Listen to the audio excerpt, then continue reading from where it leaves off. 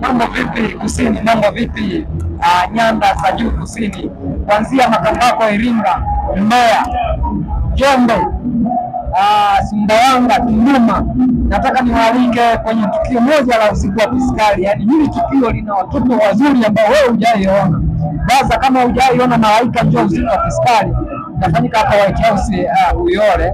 Bwana kutoka 360 brand, mimi kama siona waalika kwa wingi na sana. Hii ni season wenu ilishafanyika 2024.